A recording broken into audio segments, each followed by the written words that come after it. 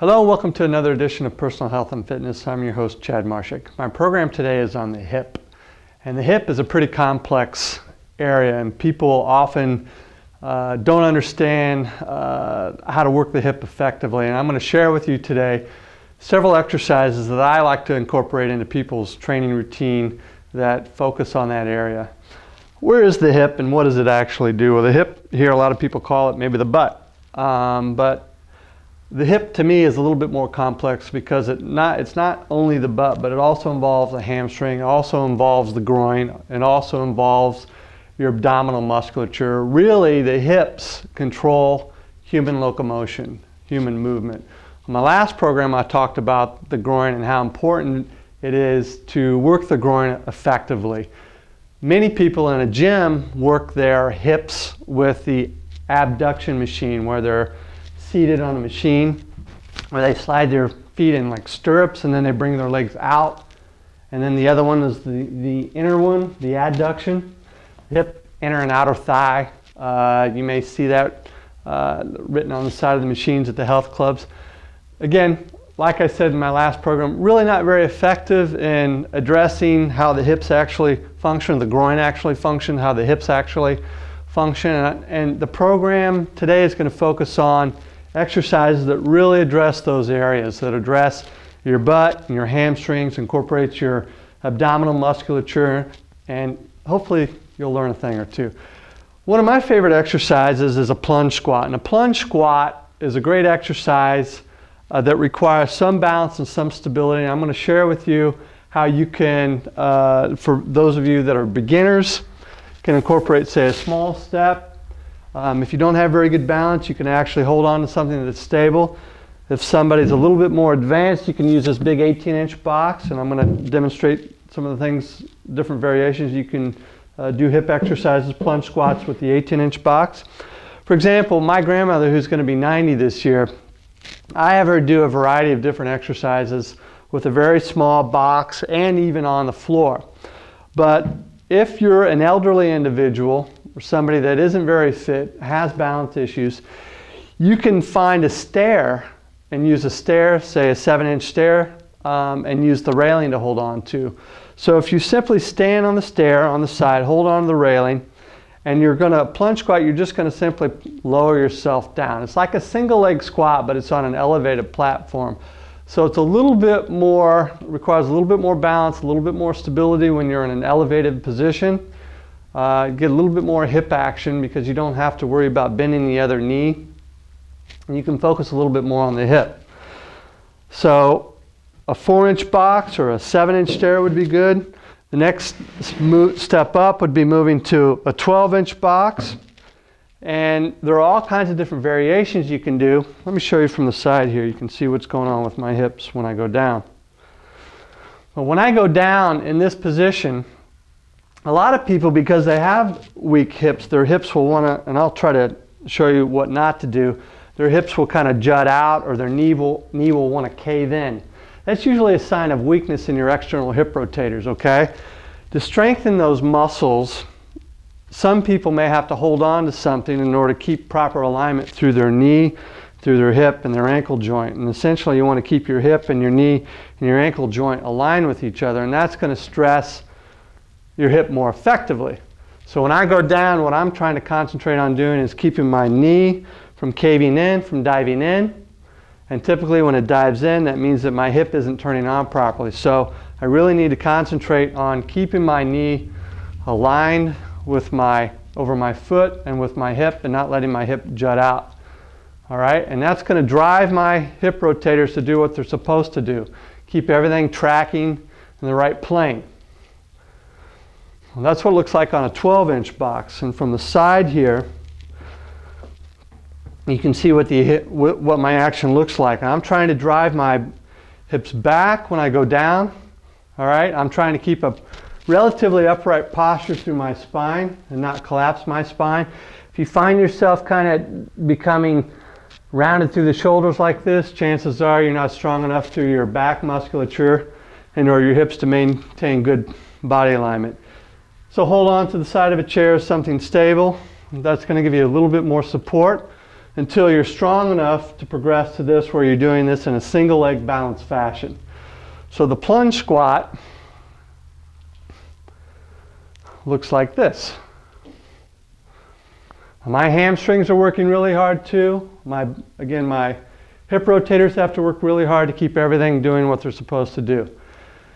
You can also tweak this, what I call, add a performance tweak, and do what's called a leg excursion, which means that you're going to laterally abduct your hip, your opposite leg a little bit more. So whenever I displace my foot, when I say displacement, I'm trying to move a limb away from the midline of my body. Is going to create more of a balance challenge, okay? So as I go down, this is an 18-inch box, a little bit more difficult.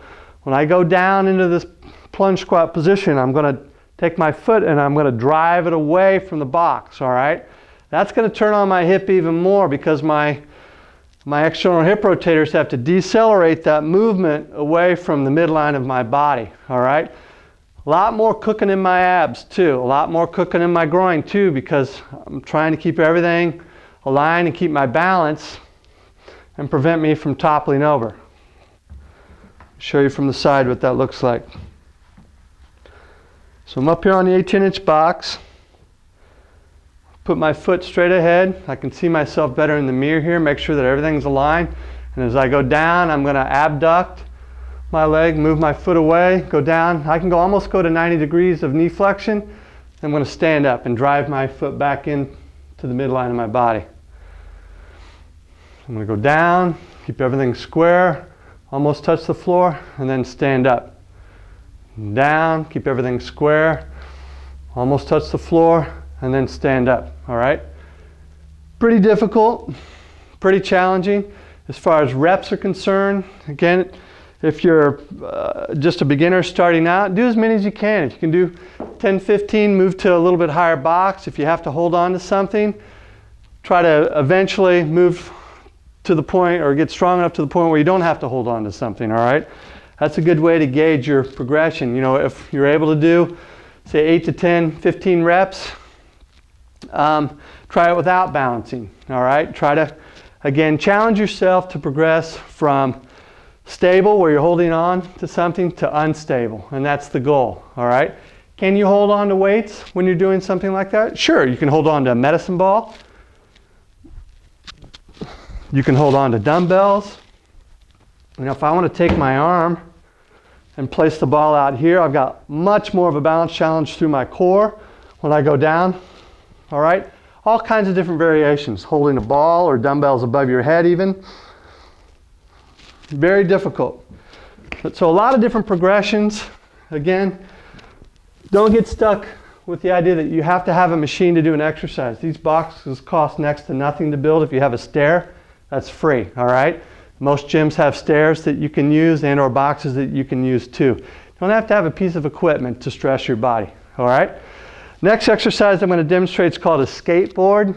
My good friend Chuck Wolf showed me this down in Orlando, Florida last year. I use this with a lot of athletes.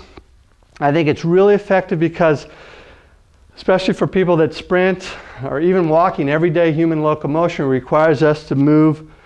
Typically we're moving in what's called the sagittal plane. So our movement involves us stepping, picking up our feet, and moving forward. And this is going to simulate that action from a box position. I'm going to stand up here, and I'm going to, if you've ever been on a skateboard, you know how you kind of pedal your foot to make the skateboard move. Well, I'm going to do that on a box. But what it involves me doing is doing a plunge squat, what I just did, but I'm going to actually move my opposite leg, my free-floating leg, in a skateboard type fashion, like I'm trying to push the board forward. So if you can envision this box with wheels on it, I'm going to see if I can make this puppy roll. So I'm going to pick my foot up and I'm going to go down and almost touch the ground. This is even more challenging than the plunge squat because my opposite leg is now moving in a fashion like I'm on a skateboard. Especially when I go forward and bring my leg back, it causes me to go into more trunk flexion. which activates my posterior glutes even more, really drives my butt. Don't get stuck in the same old routine where you're doing squats all the time, different lunges. Those are great. Lunges are fine, squats are great. These are a little bit more demanding, require a little bit more muscle activation, a little bit more stimulating. Okay, so give some of these different movements that I'm going to share with you today a try. I know a lot of trainers in the community watch this program. Try this with your clients. See if you can challenge them to do something different than what you've been teaching them, all right? Fun little exercises. So that was a skateboard. I may have somebody do 2-3 sets of 15 to 20 cycles going down and up. Again, you don't have to use an 18-inch box. You can use a little 4-inch step platform if you want. You know, this is challenging for a lot of people just to do this. Is this effective? Absolutely, it's effective, all right? Don't have to, you know, train the elite level athletes on an 18-inch box. You can try, I've got 80-year-old people doing skateboard exercises on a 4-inch box, all right? It's very doable. The next exercise I'm going to share with you is called a box step up. I like box step ups because they really involve the hamstring too, and the hamstrings and the glutes, the hips work together. And I think that's important. You're not trying to isolate anything on a machine like you do on a machine rather. Involves your ankle joint, your knee joint, and your hip joint. So you get good hip action, hip extension, then hip flexion. And on an 18-inch box, what I'm going to do is I'm going to put a foot up here and I'm just going to drive my opposite leg towards the ceiling. So if I could lift my knee to my chest, that's what I'm going to do. I'm going to show you some advanced variations here in a second. This is what it looks like from straight on. I've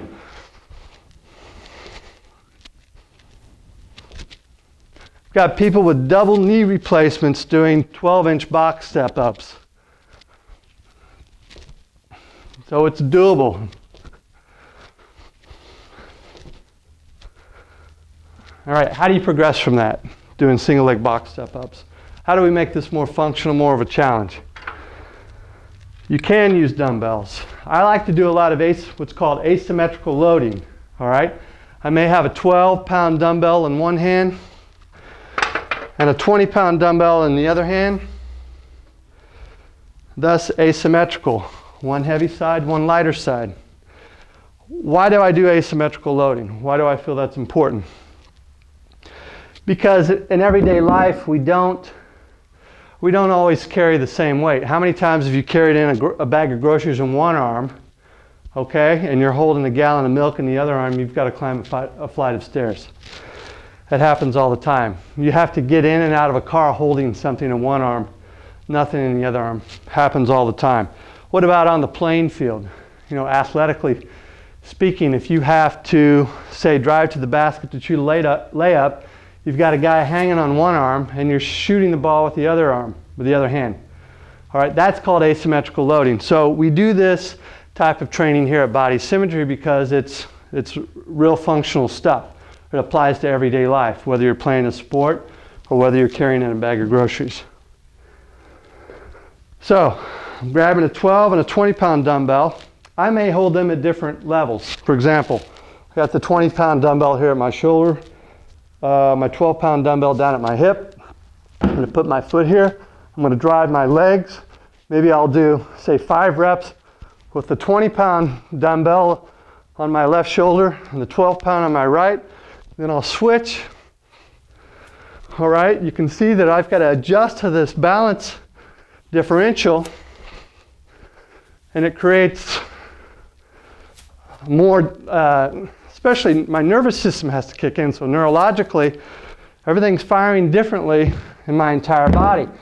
My abdominals have to respond differently, the floor of my pelvis has to respond differently, my glutes and hamstrings have to respond differently, all right? Creating more of a positive training effect, okay?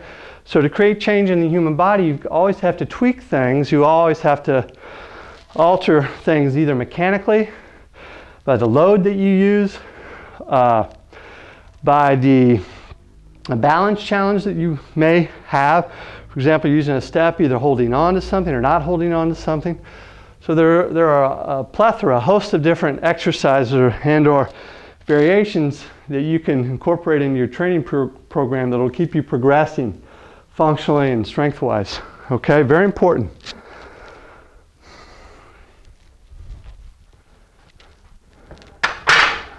Okay, that's the skateboard. And the next one, or excuse me, the box step-ups. The next exercise that I'm going to talk about for the hips that I really like is called a frontal plane lunge. Frontal plane lunge, a lot of different variations. How do we activate the hips, since that's what we're talking about? I like to get people reaching in different planes, or actually moving their upper body in different planes, which is going to, again, cause a different load through the hips. So if I want to step laterally when I'm doing a frontal plane lunge, you've seen people do the forward lunge or the reverse lunge. And most people know how to do these two particular exercises. I think they're fine, but I think oftentimes that we miss the boat by not working in different planes when we do lunges, all right? Specifically the frontal plane and the transverse plane, where you step and you rotate. All right, those are two good lunge variations that people need to incorporate into the routine, which provide, again, a different response. All right, so the frontal plane lunge, I'm going to step, and I'm going to show you all the variations that I know. I'm going to step laterally. When I drive my hips to the right, I'm trying to make sure that my knee and my hip are essentially aligned with each other. A lot of people, they're so tight in their adductors and their groin here that they can't get their hip out. They're a little gunked up in that area. So maybe we have to shorten the stride a bit by stepping not so far out, maybe stepping like so, and really trying to drive the hip out. And eventually, they're going to get enough range of motion through their adductors, through their inner thigh and their opposing leg, to allow them to go out further and to get their hip out to where it needs to be more functional and more beneficial for the hip. You can use a straight ahead reach, but I really like to do where I reach back medially towards the midline of my body, and you're going to see what's going to happen to the action of my hip here. So when I step and I drive my hands back the other direction, you can see how my hips have to go out even further to allow me to rotate my upper body to the left, all right? That's even a greater hip tweak, all right? My external hip rotators are really turning on now to decelerate my hip from going out any further, all right? You can see that my knee is driving in, so my femur is internally rotating. My external hip rotators have to decelerate that internal rotation, all right? This is a really good one for I like to use this with throwing athletes.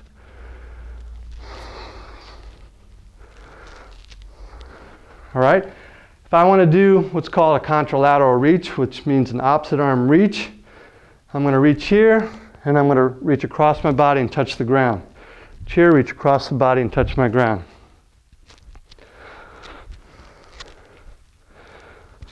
That's causing external hip rotation, or actually my femur external is going to go out that way. So my hips have to decelerate that movement outward. So it's important to work both the internal and the external hip rotators, because they both are responsible for decelerating the movement when you're walking or cutting or running from either going out or going in, all right? So that's why I like to do either the same side reach, the medial reach. Maybe I come down here to the ground like I'm a baseball player and I'm going to get the ball. Or come across my body, the backhand, where I'm going to get the ball. Or reach immediately to catch a pass like I'm a football player, like so. So a lot of different variations, tweaks with the upper body that's going to elicit a different response through your hip musculature, okay? So people will ask me, well, why am I reaching to my left or to my right or above my head or down low? That's why, because you get a different response. Every time you move your upper body in a different position, your lower body has to respond in kind, okay? I'm going to take a break. I'm going to come back in a minute. I need a drink of water. I want to say, first of all, I'm proud of my good buddy Scott Murphy for not eating a Pop-Tart today and drinking a Diet Pepsi. Has something a little bit more healthy, so go Scott. Hello and welcome back to Personal Health and Fitness. Again, I'm your host, Chad Marshak. Today my program is on the hip, And if you join me during the first segment, I had a lot of cool stuff to go over. Sometimes I get a little wordy. Sometimes I get a little bit too into the technical side, the scientific jargon, and I try to also always talk about the practical stuff. You know, how does it apply to everyday life? Why am I doing this? How does this help me either in my particular sport, or you know, what I have to do with my kids, or what I have to do as an older individual? And hopefully you can understand the practical aspects and why I'm doing these exercises and how they may help you. So the next exercise I want to demonstrate is called a monster walk, and a lot of different variations. You can get this little cheap piece of tubing that costs about as much as a loaf of bread from just about any department store in town, and you can do a host of different things. So I'm going to show you a couple of my favorite ones, and I know I've gone over these in prior shows, but I've been doing this program for about 10 years now, and I think it's been a while, so let's hit them again. The monster walk, I call this the monster walk because you look like a goofy old monster moving around. Let me get up here in front of the camera. Look like a dork when I run. So when I place the tubing around my ankles here, it's providing resistance, okay? How much resistance? It depends on the tubing tensile strength. And I don't like to use a lot of tension when I do monster walks because I want to use full range of motion. That's not saying that you're using a piece of tubing that is so easy that you don't feel anything, but it's using something that's appropriate enough where you can do these various exercises for a relatively long period of time, maybe 2-3 minutes, okay? You're not looking to set a world record as far as using something that's really strong. So the first exercise I like to do is simply a lateral movement with the tubing. And what I'm doing here is that I'm taking a lateral step, keeping my feet pointed straight ahead, assuming what I call an athletic position. You've seen somebody play basketball, they get down in an athletic stance like so, or maybe any other athlete that has to move athletically laterally. But I'm moving my feet in a lateral step position, and I'm being careful not to bring my feet too close together like this, because when I bring my feet too close together like this, my hips don't work as effectively. All right? When I'm stepping out with my left leg, my right leg that's coming across my body has to decelerate that movement back into the midline of my body. So again, going back to your internal and your external hip rotators that control this big femur bone from either diving in or diving out. All right? So every time I move this way, those opposing muscles have to work effectively on opposite sides of the body to create movement and or lack thereof, excessive knee diving in or knee diving out. I can pick up the pace here. I can get up on my toes. I can place a medicine ball, say, above my hand. I can hold dumbbells. I can move my body to the left or to the right when I move laterally. I can do a host of things. You know, we can spend 20 minutes going over this exercise just moving laterally. All right?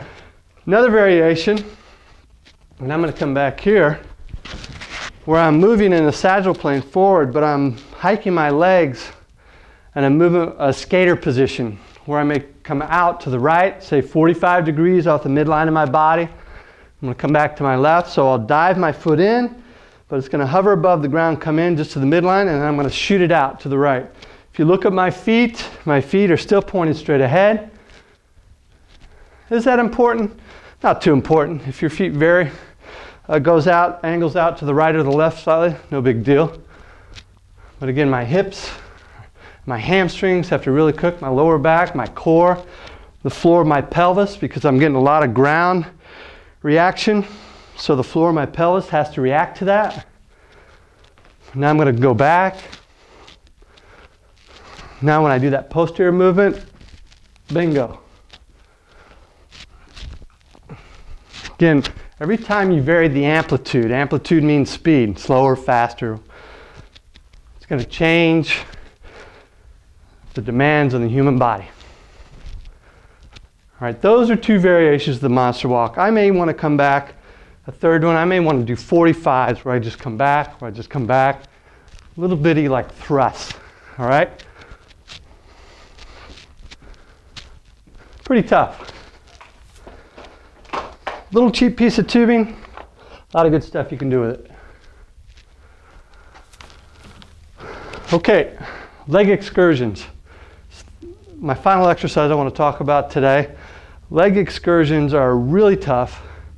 That doesn't mean that the average Joe can't do them. That doesn't mean the average Joe can't use something stable to aid them in performing the exercise. But a leg excursion means that, how do you do it? First of all, you want to assume a single leg stance like so. And I go into about a 45-degree squat. So my knee is bending about 45 degrees. I'm going to stabilize my body, all right? And I'm going to take my foot and I'm going to tap it out laterally to the right. And if I were putting my foot on the forehead of a baby, that's what I like to tell people, because it reminds them you don't want to crush the forehead of the baby. I like strong visuals because people remember. And I want to keep my hip and my knee aligned together, all right? I'm going to shoot my leg out laterally, and then I'm going to shoot my leg back at 45 degrees. Again, the lower you go, the harder it is, the more demanding it is for your hips. And then I'll thrust my foot out 45 degrees, posteriorly off my back hip, and the final one, the third movement, is going forward. So my hip has to decelerate, and my hamstring has to decelerate that forward movement. Tough. I'm already tired. What am I doing here? I'm working in 3 planes, all right? So again, my internal and external hip rotators have to work in all 3 planes effectively to decelerate those movements in all 3 planes, all right? Very stimulating, very tough, very effective. If you have questions about what we do here at Body Symmetry, check out our website at bodysymmetry.com. We also have another great website called freefitnessvideos.com. You can watch this program on that particular website. We post them there after we film them. Not only do they appear on Access 4, but again, they're online 24/7. Thanks again for joining me on another edition of Personal Health and Fitness. Till next time, I'm your host, Chad Marshak. Hey, Quinn and Riley.